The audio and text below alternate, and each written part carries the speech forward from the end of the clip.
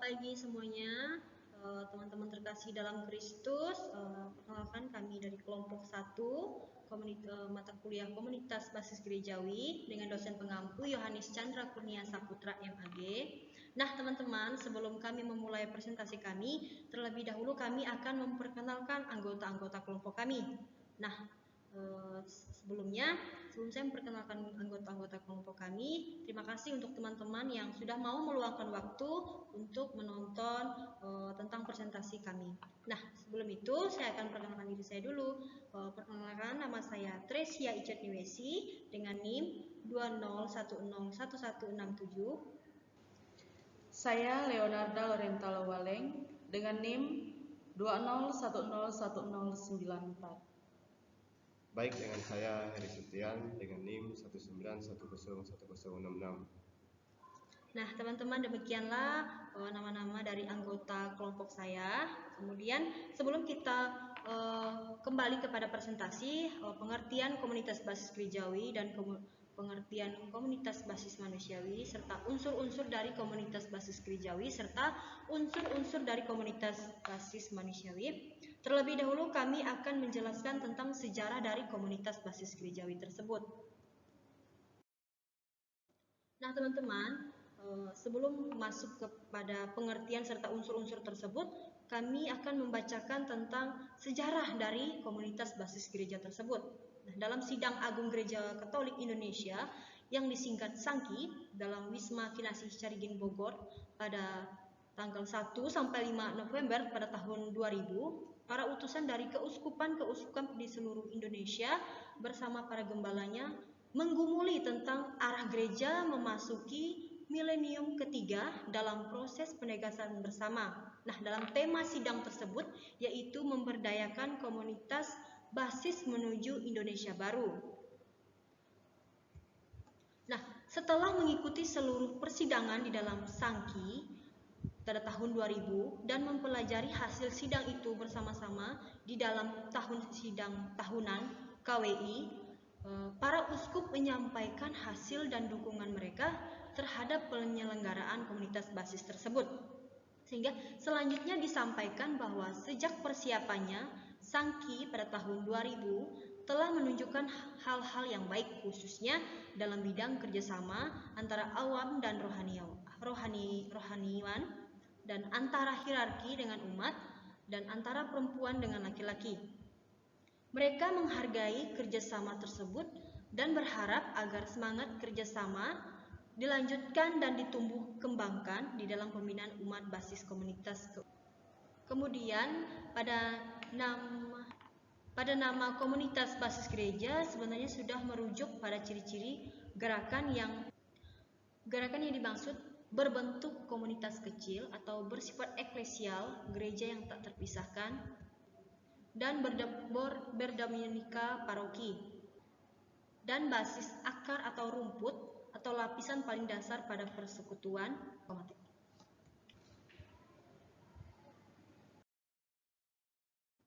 Nah, di sini pengertian komunitas basis gereja ada dua, secara etimologis dan secara pastoral. Nah, secara etimologisnya itu komunitas itu artinya sekelompok atau perkumpulan atau persekutuan, serta basis itu sendiri adalah bagian terkecil atau paling dasar. Kemudian gerejawi adalah persekutuan umat Allah atau gereja Katolik. Nah, jadi pengertian dari KBG itu tersendiri adalah kelompok atau bagian terkecil dari persekutuan umat Allah. Kemudian untuk secara pastoral, KBG atau komunitas basis gereja merupakan komunitas paling dasar dari bagian struktur hierarki anggota gereja Katolik yang secara terus-menerus membangun relasi atau persekutuan yang mendalam. Kemudian, komunitas basis gereja juga terdiri dari komunitas kecil maksimal 5 atau 10 keluarga atau dalam kelompok kategorial yang secara teritorial tinggal atau berdekatan di dalam lingkungan atau stasi tersebut. Nah, teman-teman, pengertian KBG tersendiri lagi untuk lingkup besarnya atau umumnya, komunitas basis gerejawi itu merupakan cara hidup menggereja yang diwujudkan di mana saja. Cara hidup menggereja ini bersumber dari kitab suci, Komunitas gereja ialah komunitas basis manusiawi yang merupakan persekutuan dan persaudaraan yang tidak terbatas oleh iman atau agama tertentu, melainkan oleh pengalaman hidup bersama sebagai manusia dengan kepedulian manusiawi bersama. Itulah komunitas kecil, manusia dengan kepedulian manusia yang bersama, yang umumnya terdiri dari orang-orang kecil juga yang terlibat dalam tindakan-tindakan sosial, serta komunitas basis gereja juga adalah kelompok-kelompok yang berbeda yang telah berusaha untuk menciptakan dengan mengkoordinasikan kelompok-kelompok manusia yang justru terpisah-pisah di dalam satu paroki atau teritorial atau komunitas yang saling berdekatan, khususnya orang miskin dan sederhana. Dalam komunitas basis gereja juga mereka bisa memelihara kedekatan mereka dengan Yesus. Nah, teman-teman, sebelum kita melanjutkan tentang pengertian KBG yang selanjutnya, di sini saya juga akan menjelaskan apa sih yang mendasari KBG itu dibentuk. Yang pertama itu ya tentunya pastinya kitab suci. Mengapa dikatakan kitab suci? Karena dalam kitab suci itu kita bisa men-sharingkan iman, serta di dalam sharing iman itu kita juga bisa melanjutkan itunya persekutuan atau persaudaraan antara kita semua tanpa dibatasi oleh iman atau agama tertentu. Tetapi kita bisa mengalami atau mendapat pengalaman dari kehidupan hidup bersama. Serta di dalamnya kita bisa membuat kepedulian bersama. Contohnya kepedulian bersama itu yang bisa kita praktekkan dalam kehidupan kita sehari-hari. Nah, artinya KBG ini adalah sebuah persekutuan terkecil dalam sebuah gereja, yaitu di mana 5 atau 10 keluarga kita bisa berkumpul atau untuk men-sharingkan atau berdoa bersama dalam sebuah komunitas tersebut. Dan dalam komunitas tersebut juga kita bisa mewujudkan artinya apa yang telah kita gelumuni atau apa yang kita telah sharekan kepada teman-teman kita bisa mempraktekannya dalam kehidupan kita sehari-hari ataupun dalam lingkup paroki kita masing-masing. Nah, teman-teman, mungkin itu adalah sebagian dari pengertian KBG atau apa sih yang mendasari KBG tersebut. Nah, untuk selanjutnya akan dilanjutkan oleh rekan saya yang selanjutnya. Terima kasih.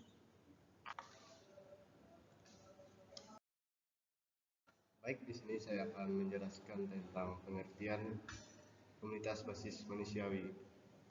Komunitas basis manusiawi ini merupakan persekutuan dan persaudaraan yang tidak terbatasi oleh iman, agama dan tertentu, melainkan oleh pengalaman hidup bersama sebagai manusia.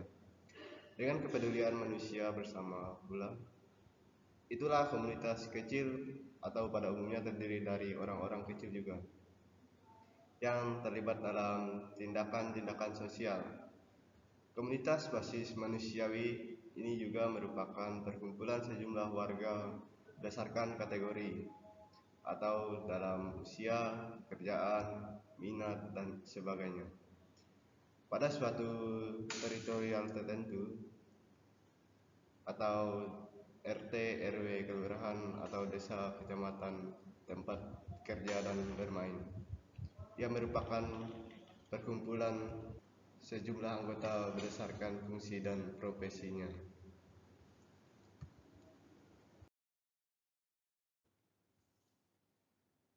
Perbedaan dan persamaan KBG atau komunitas basis gereja dan KBM komunitas basis manusiawi. Antara komunitas basis gereja dan komunitas basis manusiawi pada dasarnya memiliki perbedaan dan persamaan. Namun keduanya bertujuan untuk membantu meningkatkan mutu hidup manusia agar lebih bahagia dan sejahtera lahir maupun batin. Baik, persamaan terletak pada jumlah orang dalam satu komunitas yang begitu kecil dan sederhana. Bersama-sama memberikan perhatian kepada kaum miskin, kuat dalam partisipasi awam terutama dalam kepemimpinan dan tidak membeda-bedakan satu dengan yang lain. Baik, di sini saya akan melanjutkan tentang perbedaannya. Yang pertama, komunitas basis gerejawi terbentuk dari anggota Gereja Katolik. Meskipun tidak menutupi diri, karena Injil, Yesus Kristus memanggil orang-orang Kristiani untuk membangun persaudaraan dengan semua orang. Maka dengan itu, komunitas basis gerejawi terbuka untuk memperjuangkan kehidupan bersama yang lebih manusiawi, adil dan merdeka. Sedangkan komunitas basis manusiawi merupakan perkumpulan sejumlah warga berdasarkan kategori usia, pekerjaan, minat, dan sebagainya. Pada suatu teritorial tertentu, yaitu RT, RW, kelurahan, atau desa, kecamatan, atau tempat kerja dan bermain. Ia merupakan perkumpulan sejumlah anggota berdasarkan fungsi dan profesi. Nah, komunitas basis gereja itu peka terhadap keputusan-keputusan diterangi oleh Roh Kudus. Sedangkan komunitas basis manusiawi itu peka keputusan-keputusan diterangi oleh kebutuhan dan masalah-masalah yang mendesak dalam masyarakat.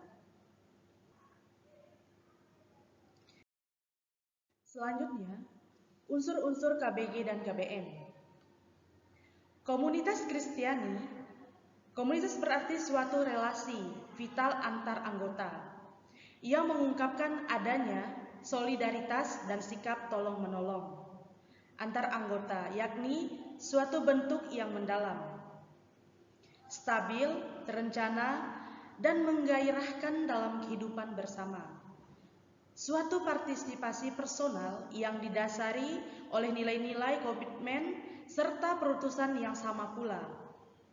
Sarana mencapai kebahagiaan personal dan bersama, pluralisme serta kesatuan. Sedangkan basis itu sendiri memiliki arti yang berbeda. 4 di antaranya adalah yang paling sesuai dengan perbincangan kita sekarang ini.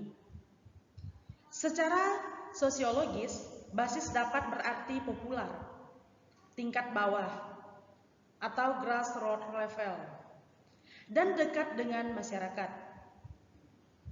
Konotasi lain dari arti-arti tersebut adalah mereka yang ada di tingkat paling bawah dalam masyarakat, contohnya orang miskin dan mereka yang tersingkirkan. Kristiani, kata ini mengungkapkan motivasi dasariah KBG,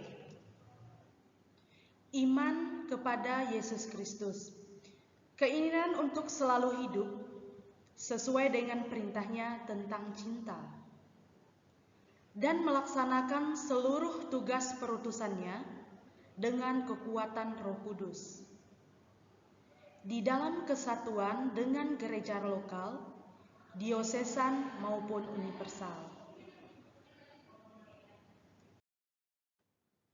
Selanjutnya, perbedaan antara komunitas dan kelompok, yaitu sebagai berikut. Komunitas itu merupakan suatu ekspresi permanen, konstan dari sebuah kehidupan sosial. Sedangkan kelompok lebih bersifat sementara. Kelompok akan hilang ketika alasannya berdirinya tidak lagi dibutuhkan.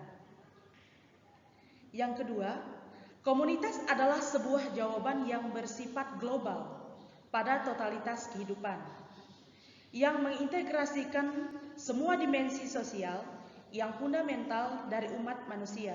Contohnya, keluarga, pendidikan, kesehatan, politik, dan agama. Dalam usaha-usahanya untuk mencapai tujuan bersama. Sedangkan kelompok bersifat terkhususkan dan merupakan jawaban atas satu permasalahan atau aspek kehidupan. Mengapa KBG ini dibentuk di stasi? Karena KBG ini adalah satu cara menggereja baru berperan mendorong umat dalam membangun persaudaraan sejati dan mendirikan awam secara lebih aktif. Nah, melalui sebuah KBG, komunitas basis gereja ini, umat diajak untuk hidup dalam kesatuan sebagai anggota gereja dan masyarakat yang rukun, bersatu, dan beriman. Karena kita lihat KBG ini adalah persekutuan atau persaudaraan yang tidak terbatasi oleh iman. Nah, di dalam KBG ini terdapat sharing iman. Maka dari itulah sebuah KBG ini dibentuk di stasi, karena melalui KBG ini umat bisa men-sharingkan iman mereka terhadap satu dengan yang lain, agar yang satu bisa mengerti apa itu iman. Nah, kemudian KBG ini memiliki fungsi, yaitu kelompok kecil sebagai komunitas basis gerejani memungkinkan setiap orang saling mengenal dan dapat bertumbuh dalam satu iman dengan segala dinamika kehidupan di dalamnya. Panggilan komunitas basis gerejani menjadi tempat umat Allah untuk meningkatkan diri pada komunitas tersebut. Kemudian, KBG ini juga mempunyai ciri-ciri, yaitu yang pertama, wilayah yang sama. Sebuah KBG terbentuk sekitar 15-20 keluarga-keluarga bertetangga yang hidup dalam wilayah yang sama. Nah, hal ini dapat dipahami dengan alasan yang pertama itu karena keluarga-keluarga itu bertetangga, dekat dan berjumlah relatif kecil dalam area yang sama. Gereja sebagai komunio dapat dialami tanpa sekat sosial seperti suku, bahasa, ekonomi, jenis kelamin, minat, dan sebagainya. Yang kedua, umat dapat mengalami komunio sebagai relationship atau hubungan dengan Tuhan dan sesama, saling mengenal dan menjunjung secara teratur untuk mewujudkan persekutuan dan persaudaraan sebagai satu keluarga Allah. Saudara-saudari satu Bapa, orang tidak lagi merasa tersaingi dan anonim dalam rumahnya sendiri. Dengan demikian, hukum kasih yang merupakan isi Taurat dialami dalam hidup beriman. Ketiga, perjumpaan rutin untuk saling meneguhkan dan menguatkan persekutuan dan terpelihara. Nah, yang keempat, partisipasi dalam paroki. Yang kelima, bidang tugas gereja dapat terjangkau dengan demikian sifat gereja yang satu, jelas terlihat. Nah, dan juga di dalam ciri KBG ini terdapat sharing Injil. Mengapa sharing Injil ini ditekankan dalam nilai sebagai faktor kunci sebuah KBG? Yang pertama, ketika Yesus memulai perutusannya, Bapa bersabda, inilah putramu kesayanganku, dengarkanlah dia. Sharing Injil adalah alat yang ampuh untuk menolong umat beriman mendengarkan Yesus. Yang kedua, di dalam kitab suci, mendengar suara Allah adalah sebuah keutamaan yang lebih penting daripada melihat. Dengan mendengar, Allah yang tak kelihatan bisa dialami kehadirannya secara nyata. Yang ketiga, sebagai perwujudan konkret gereja. Komunitas basis gereja ini adalah komunitas doa. Doa dipraktikkan secara salah bila tak lebih dari sebuah monolog antara manusia dan Allah. Doa sesungguhnya adalah sebuah komunikasi atau ungkapan diagonal antara Allah dan manusia yang mengandaikan sikap saling mendengar satu dengan yang lainnya.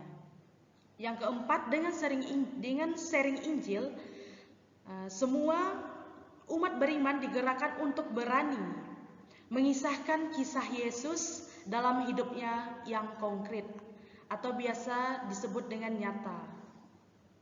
Mengapa harus ada sharing iman? Karena sharing iman ini menolong umat untuk melihat segala sesuatu dalam terang Injil. Nah, yang keenam, sharing Injil ini dapat dilakukan tanpa harus dipimpin oleh imam, walaupun imam hadir di situ. Hidup komunitas gereja yang berpusat pada sabda Allah membuat sifat gereja yang kudus menjadi tampak. Yang selanjutnya adalah aksi nyata Injil.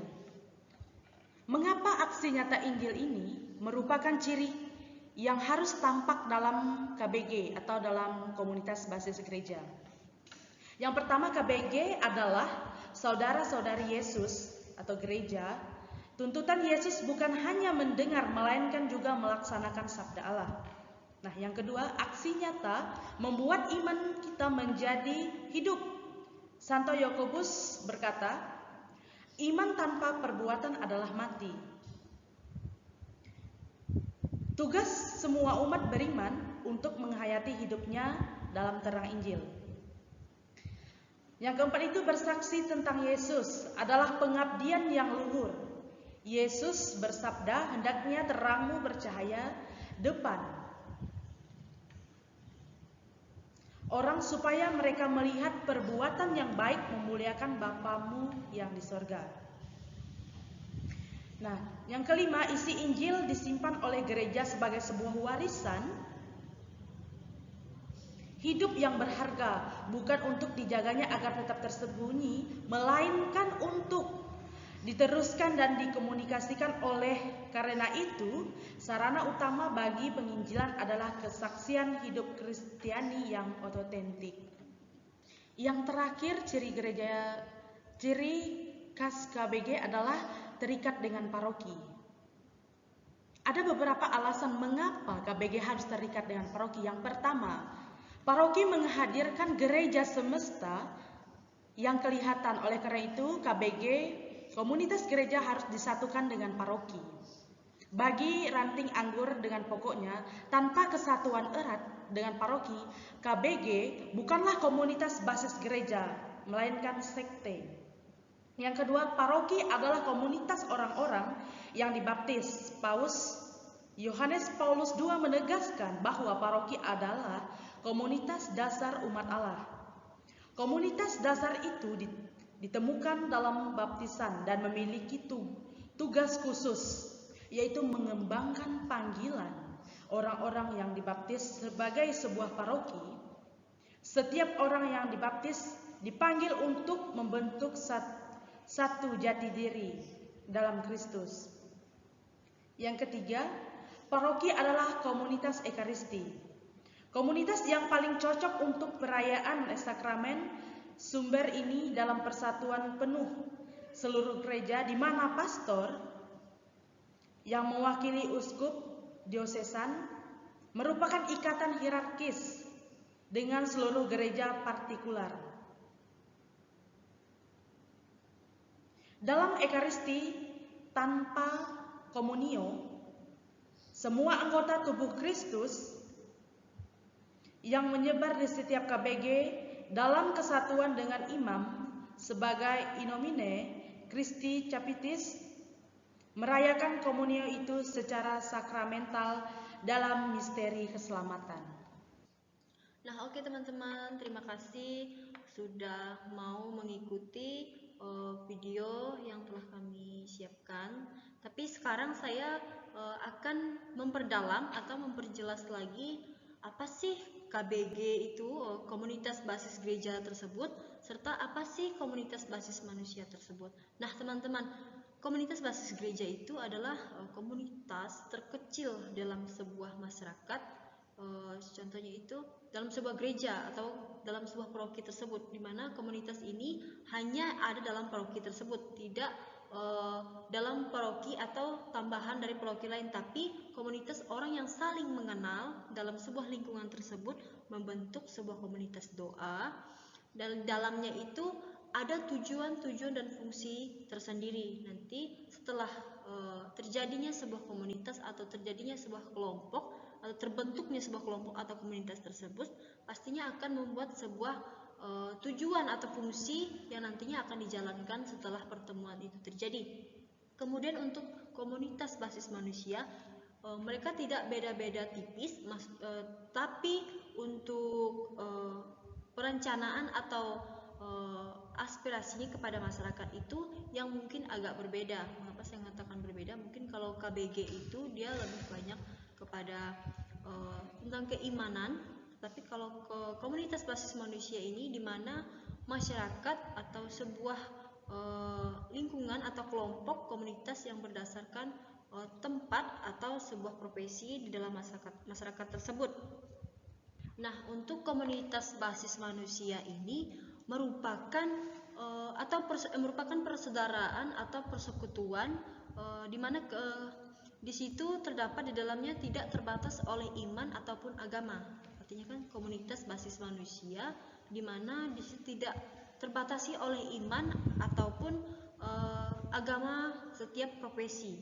Jadi di situ melainkan oleh pengalaman hidup bersama sebagai manusia dengan kepedulian manusia bersama pula, sehingga di dalam komunitas basis manusia orang-orang akan mempunyai tujuan dan fungsi tertentu untuk mewujudkan sebuah komunitas atau masyarakat yang lebih aman dan tentram.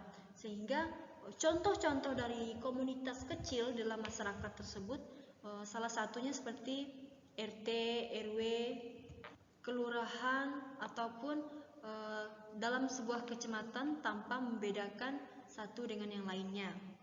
Serta komunitas basis manusia ini juga memberikan perhatian kepada kaum miskin ataupun berpartisipasi awam terutama dalam kepemimpinan dan tidak membeda-bedakan satu dengan yang lain, sehingga komunitas basis manusia dan komunitas basis gereja sama-sama sebuah komunitas kecil tetapi di dalamnya mempunyai fungsi-fungsi tertentu. Nah, mungkin itu adalah penjelasan lebih detail atau lebih mencakup semuanya agar teman-teman, saudara-saudara semua yang menonton video ini dapat memahami apa sih komunitas basis gereja itu sendiri dan apa sih komunitas basis manusia itu sendiri. Teman-teman sekalian, sekian hasil presentasi dari kelompok kami tentang komunitas basis gerejawi serta unsur-unsur komunitas KBG dan KBM. Semoga video ini membantu teman-teman dan masyarakat tentang apa pengertian KBG dan pentingnya KBG dalam kehidupan kita sehari-hari. Terima kasih sudah menonton. Jangan lupa subscribe, like, and comment, dan jangan lupa share kepada teman-teman rohani semuanya.